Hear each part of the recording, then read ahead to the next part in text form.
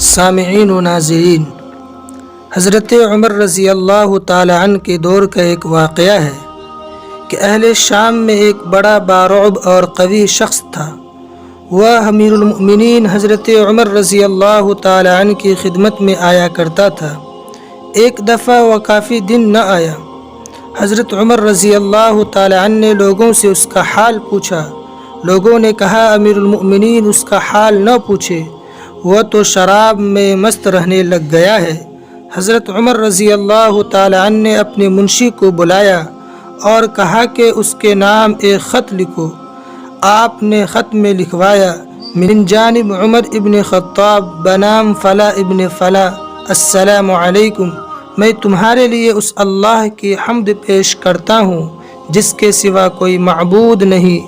وہ گناہوں کو معاف کرنے والا، توبہ کو قبول کرنے والا، سخت عذاب دینے والا اور بڑی قدرت والا ہے۔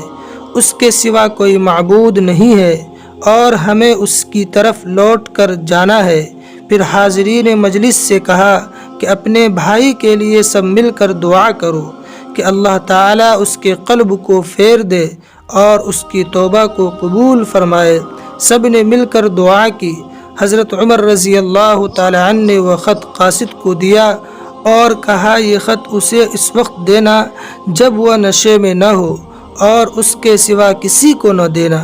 جب اس کے پاس حضرت عمر رضی اللہ تعالی عنہ کا یہ خط پہنچا تو اس نے پڑھا اور بار بار ان کلمات کو پڑھتا رہا اور غور کرتا رہا کہ اس میں مجھے سزا سے بھی ڈرایا گیا ہے اور معاف کرنے کا وعدہ بھی یاد دلایا گیا ہے۔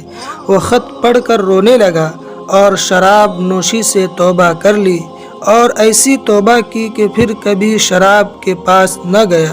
حضرت عمر رضی اللہ تعالی عنہ کو جب اس کی توبہ کی خبر ملی تو لوگوں سے فرمایا کہ ایسے معاملات میں تم لوگوں کو ایسا ہی کرنا چاہیے کہ جب کوئی بھائی کسی لغزش میں یا کسی غلطی میں مبتلا ہو جائے تو اس کو درستی پر لانے کی فکر کرو اور اس کو اللہ کی رحمت کا بھروسہ دلاؤ اور اللہ سے اس کے لیے دعا کرو تاکہ وہ توبہ کر لے، اور تم اس کے مقابلے پر شیطان کے مددگار نہ بنو، یعنی اس کو برا بھلا کہہ کر یا غصہ دلا کر دین سے دور کر دو گے تو یہ شیطان کی مدد ہوگی۔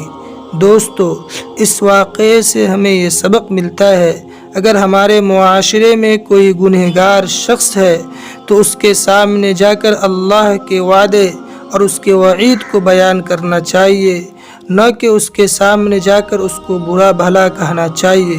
اگر اس کے سامنے جا کر اللہ کے وعید اور اس کے وعدے کو یاد دلائیں گے تو اللہ کی ذات سے امید ہے یقیناً اس اپنے گناہ سے توبہ کرے گا۔